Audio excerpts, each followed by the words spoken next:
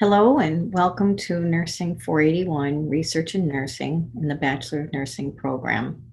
My name is Dr. Roberta Rowland and I am one of the instructors in the course. There are two instructors. Dr. Shu-Hong Luau is the other instructor. You might have seen, she has a video also on the introduction module here. What I'm going to do today is tell you a little bit about the course. This is a blended course, meaning that it's a combination of face-to-face class sessions and online modules. The course itself does begin on January 16th, 2018, and the course should be open on the 8th of January so that you have access to the course and the materials and to get started on Module 1 when you are ready. There are activities and assignments with Module 1. I will go through that a little bit with you. I'm going to share my screen. Okay, so the course, there's some online, there's an announcement in here, and I'll just go to my share the screen and you'll see the announcement there. This course is content heavy and activity heavy, but stays very focused to the research, the research paper, and definitely is doable. I don't like really long papers. I like papers that are specific and to the point, so that I have a better idea of your thought process. When papers are long and lengthy and have a lot of fluff in them, I don't know if you really have honed in on the key points or not. So you'll see that when we go through the paper. I'll be going through some more of the assignments when we have our face-to-face class on January 23rd. As you see this announcement here that we are a blended course with online modules and face-to-face classes. The face-to-face classes will be held January 23rd, January 30th, February 13th, March 13th, and April 10th. They are on Tuesdays from 12 noon to 2:50. They'll be in the new academic building in room 1143. We do have some students who are at a distance, like Watertown, Elmira, Alex Bay, and they will be Zooming in. There is an option on occasion for students to Zoom in, but there are limited seats. And right now, those seats are for students who are at quite a distance. Some are from Albany, quite a distance away. So those are limited and already prearranged. So I hope that you're able to make the face-to-face classes. Let me show you a little bit about navigating the class. Please look at your course map here. It tells you a little bit about, what's in the left sidebar. Try to keep them consistent. You'll get your announcements. Most likely they'll also be emailed to you. And because this is there's two instructors, what that means is that we share the course content and materials. We work together. You'll see us both in the face-to-face classes. But when you have your discussion boards, your assignments, your papers, there will be an instructor list. You'll be assigned to one instructor or the other. When you email, please email that specific instructor. We do work together on, even with grading, we will, to make sure that we're consistent among each other. So under course information, you have the course syllabus and the schedule. Here's the instructor list right here, and I'm going to also put it up right here. So when you open it up, if you have any idea of what group you're in and which instructor you're in, these are the groups and these are the instructors, the two of us. The syllabus you'll be able to also obtain on there. And please read through the syllabus. If there's any questions with it, please email us. Sometimes things need to be clarified, or if there's any typos that you happen to see in there, please let us know. The objectives and the different assignments, we do all of our courses are connected to the essentials, which is connected to our accreditation. Your textbooks. Now your textbooks, the the 2018 edition, is the 9th edition for the Pellet and Beck, and does have some. There is a 2014 edition. Has most of the same information, but what I like about the 2018 edition is it does get a little bit more into evidence-based practice modules and the difference of clinical significance and analytical significance. So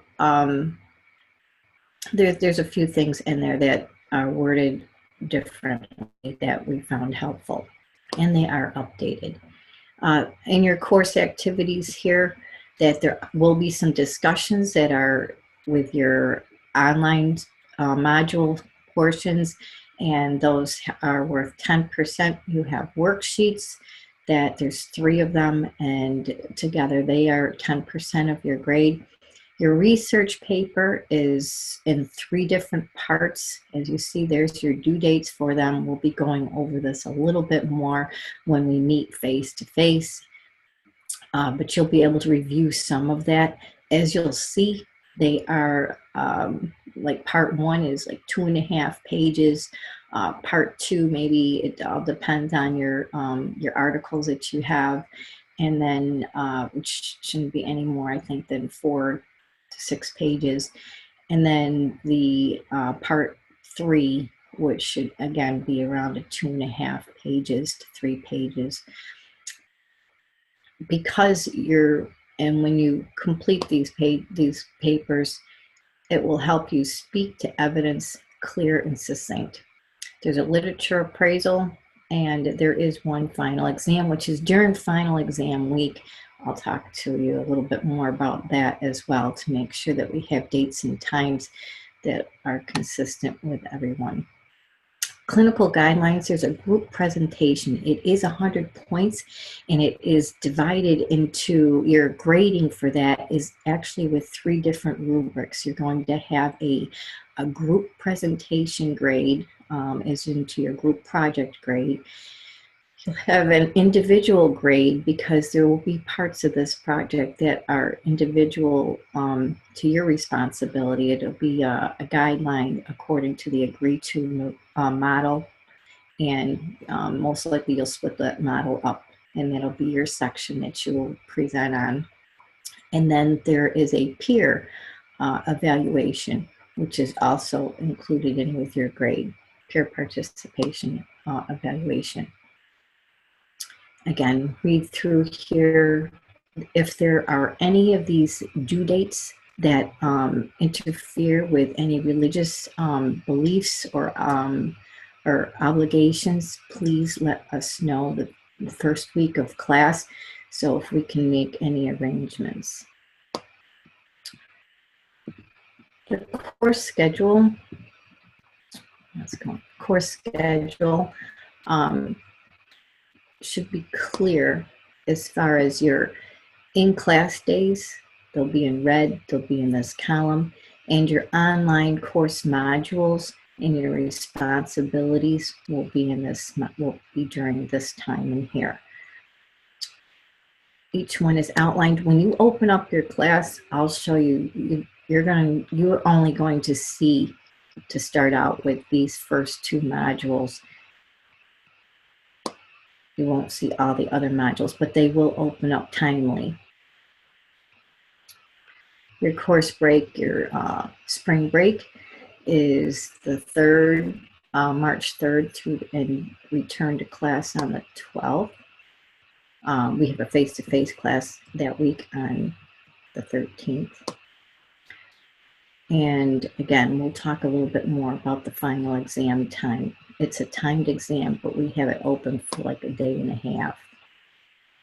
Your presentation for your clinical guideline presentation is on 4/10, and the your last module is an online module, and then the exam during exam week. Let's go back to the course. And so when you open up your modules, to start out with, You'll see the course overview module. Each one will give you some responsibilities for that module.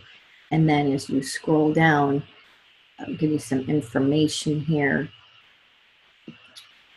Always reminder of, you'll see several different reminders on academic integrity. Also, if you have a question, you can go to ask a question. You know what? I have to make sure I set it up in here. You'll have, oh, there it is. It is right here. As you'll see, these here, you can't see these because these are all hidden. Ask a question here is what you, and this is where you can ask a question, and it may, a lot of times these questions pertain to all students.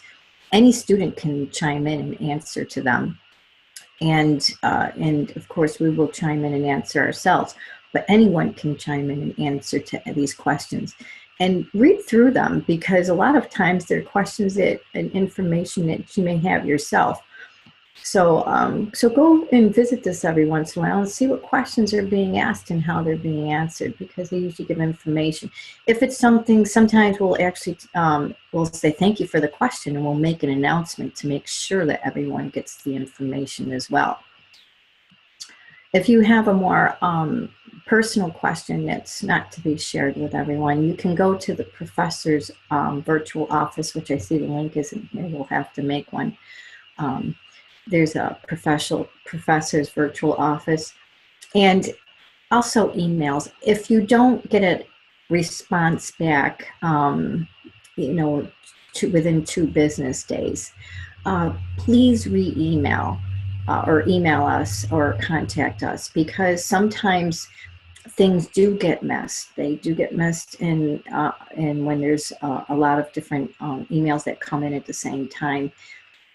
We try our best to keep on top of them, but don't hesitate to email us a second time. Give us a couple of business days if you don't hear from us. If it's something much more urgent, like again, we usually do try to stay on top of our emails.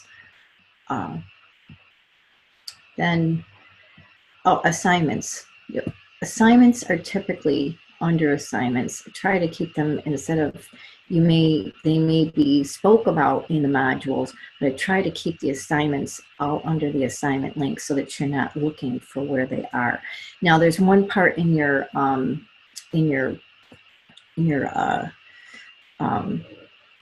schedule that says to look for the wiki. I haven't created that yet.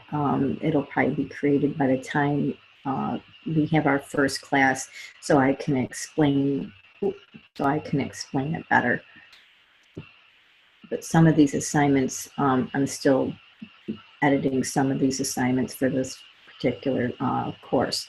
There's a literature appraisal. You're going to hear for that, for the details on them, and usually the links are also in them. The links, as each one of these, part 1, they all each have a folder to them.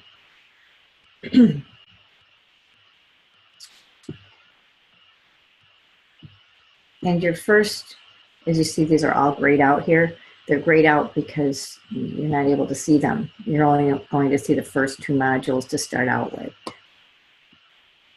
There is an assignment here. It's a paraphrasing assignment. You will be able to open up and have access to this, to the one article. You'll read through the article, and you're going to paraphrase this article with 75 to 100 words and put it into your group discussion. There's some lessons here, and under your lessons for this module, there is a link to Purdue OWL, and it has some information on paraphrasing. Also in your manual, paraphrasing in your APA manual speaks of paraphrasing as well. So you'll go under groups to get to your group. I'm not assigned in a group, so it's not, oh. You'll be able to go to a group. So if we went to your group 1, it'll open up, give you everyone here. You go to your discussion board, and through here, you're able to go on to your link when you're ready. Go on to your link here, and create a thread. When you create your thread, you'll be able to enter into here. Please cut and paste and put it into here, your paraphrase. Please don't use links to the cloud or, you know, to a Google link. Please cut and paste and put your information, your response directly into the subject and then submit. The idea of this is you'll see, you go to the rubric, and I believe you need to review at least 3 of your classmates' paraphrases. And you're going to see how everyone has paraphrased the article, I would expect, differently. And the lesson learned from that is basically when you read articles, you're reading how that author paraphrased different articles and pieces of relevant literature. So that's why it's important that you use a primary source. Use a primary source when you are citing, because if you cite from how an author paraphrased another author's article, it's being removed so many times that it's too interpretation, too far away from the actual primary author.